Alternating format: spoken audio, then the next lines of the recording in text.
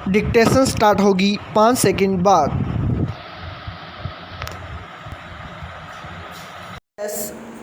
जब तक देश का एक भी नागरिक अनपढ़ है तब तक लोकतंत्र की मंजिल दूर है। यह कथन श्री मौलाना आज़ाद का है, जिन्हें महात्मा गांधी इल्म का बादशाह कहते थे और जिन्होंने भारत के प्रथम शिक्षा मंत्री के रूप में आज़ाद भारत में शिक्षा नीति की नींव डाली थी। घर घर शिक्षा की ज्योत जलाने के मौलाना आज़ाद के इसी प्रयास को हमारे पूर्व प्रधानमंत्री श्री अटल बिहारी वाजपेयी ने पूरे भारतवर्ष में सर्व शिक्षा अभियान कार्यक्रम का शुभारंभ कर आगे बढ़ाया। सर्व शिक्षा का अर्थ है सबके लिए शिक्षा। सामाजिक, धार्मिक, सांस्कृतिक, आर्थिक आदि भेदभावों से ऊपर उठकर समान रूप से सभी बच्चों को शिक्षा उपलब्ध कराना ही सर्व शिक्षा अभियान है। इस अभियान के अंतर्गत सभी राज्य एवं संघ शासित क्षेत्र शामिल हैं तथा देश की 1203 लाख बस्तियों में अनुमानित 19.4 करोड़ बच्चे इसके अंतर्गत आते हैं। सर्व शिक्षा अभियान भारत के शिक्षा क्षेत्र के महत्वपूर्ण कार्यक्रमों में से एक है। भारत सरकार द्वारा वर्ष 2001 में आरंभ किए गए इस महत्वाकांक्षी कार्यक्रम का उद्देश्य प्रारंभिक स्तर तक की शिक्षा के लिए सार्वभौमिक पहुंच सुनिश्चित करना एवं जेंडर संबंधी अंतर को समाप्त करना है। इस कार्यक्रम को आरंभ करने की प्रेरणा वर्ष 1993-94 में शुरू किए गए जिला प्राथमिक शिक्षा कार्यक्रम से मिली। इसके अंतर्गत 18 राज्यों को सम्मिलित किया गया था। इसकी आंशिक सफलता को देख केंद्र सरकार ने सभी राज्यों को सम्मिलित करते हुए सर्व शिक्षा अभियान नाम के समावेशी और एकीकृत कार्यक्रम का शुभारंभ किया। इसके अंतर्गत प्रारंभिक शिक्षा की सार्वभौमिकता सुनिश्चित करते हुए सभी बच्चों के लिए कक्षा 1 से 8 तक की निःशुल्क एवं अनिवार्य शिक्षा का लक्ष्य निर्धारित किया गया। इसमें इस बात पर जोर दिया गया कि इस अनिवार्य शिक्षा के लिए स्कूल बच्चों के घर के समीप हो तथा 14 वर्ष तक बच्चे स्कूल न छोड़ें। सर्व शिक्षा अभियान प्राथमिक शिक्षा के सार्वभौमिकरण से संबंधित प्रमुख कार्यक्रम है। प्रारंभिक शिक्षा के सार्वभौमिकरण से संबंधित कुछ सहायक कार्यक्रम है। ऑपरेशन ब्लैक बोर्ड, न्यूनतम शिक्षा स्तर, मध्याह्न भोजन योजना, पोषाहार सहायता कार्यक्रम, जिला प्राथमिक शिक्षा कार्यक्रम, कस्तूरबा गांधी बालिका विद्यालय, प्राथमिक शिक्षा कोष इत्यादि। सर्व शिक्षा अभियान को सभी के लिए शिक्षा अभियान के नाम से भी जाना जाता है। इस अभियान के अंतर्गत सब पढ़ें सब बढ़ें का नारा दिया गया है। सर्व शिक्षा अभियान के अंतर्गत निम्नलिखित लक्ष्य निर्धारित किए गए थे। इन लक्ष्यों की प्राप्ति के लिए ऐसी कार्यनीतियां बनाई गईं जिनमें प्रखंड स्तर के संसाधन केंद्रों की स्थापना हेतु स्थानीय समुदाय समूहों एवं संस्थागत क्षमता निर्माण को सक्रिय रूप में शामिल किया गया।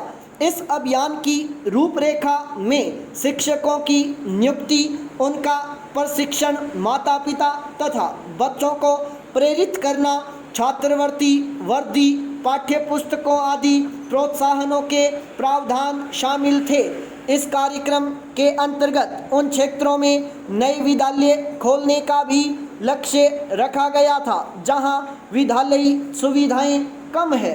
इसमें अतिरिक्त कक्षाओं, शौचालयों आदि का निर्माण करने एवं पेयजल सुविधाएं आदि उपलब्ध करने संबंधी प्रावधानों के माध्यम से तत्कालीन विद्यालयी मूल संरचना को सुदृढ़ करने का भी लक्ष्य रखा गया था। सर्व शिक्षा अभियान में वार्षिक तौर पर रुपए 15,000 करोड़ का बजट है। इस अभियान ने न केवल 99% बच्चों की प्राथमिक स्कूल में भागीदारी बढ़ाई है, बल्कि 3-4% 6-14 वर्ष के बच्चों को स्कूल छोड़कर जाने से भी रोका है। इस कार्यक्रम के अंतर्गत विशेषकर बालिकाओं, पिछड़ी जाति, जनजाति के बच्चों और गरीब बच्चों पर ध्यान दिया जाता है। सामान्य तौर पर सर्व शिक्षा अभियान की उपलब्धियां इस प्रकार रहीं। इस तरह सर्व शिक्षा अभियान के फलस्वरूप विद्यालय छोड़ने वाले बच्चों की संख्या में भारी कमी लाने में सफलता प्राप्त हुई है, लेकिन वर्ष 2010 तक सर्व शिक्षा अभियान का लक्ष्य पूरा नहीं हो पाया। इसके लिए राज्यों में संसाधनों के असमान वितरण और आवश्यक मानव संसाधन की कमी को विशेष रूप से उत्तरदायी माना गया। इसलिए केंद्र सरकार ने सर्व शिक्षा अभियान को और प्रभावशाली बनाने के उद्देश्यों के साथ वर्ष 2010 में शिक्षा का अधिकार अधिनियम लागू किया। इस अधिनियम में सर्व शिक्षा अभियान के सभी लक्ष्य समाहित हैं। इसका लाभ उठाते हुए मानव संसाधन विकास मंत्रालय भारत सरकार ने सर्व शिक्षा अभियान को शिक्षा का अधिकार अधिनियम लागू करने का प्रमुख साधन बनाया। शिक्षा का अधिकार अधिनियम 2009 राज्य, परिवार और समुदाय की सहायता से 6 से 14 वर्ष तक के सभी बच्चों के लिए मुफ्त एवं अनिवार्य गुणवत्तापूर्ण प्राथमिक शिक्षा सुनिश्चित करता है।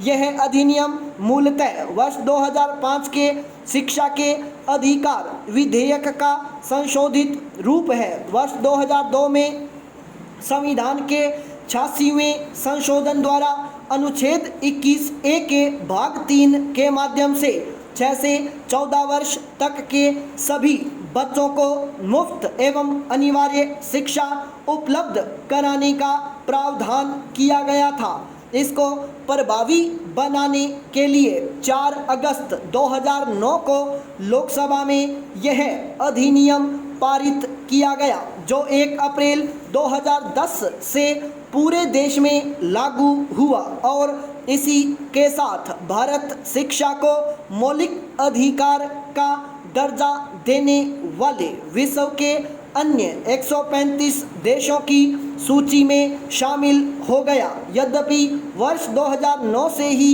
शिक्षा का अधिकार अस्तित्व में आ चुका है, परंतु सर्व शिक्षा अभियान अभी भी चल रहा है।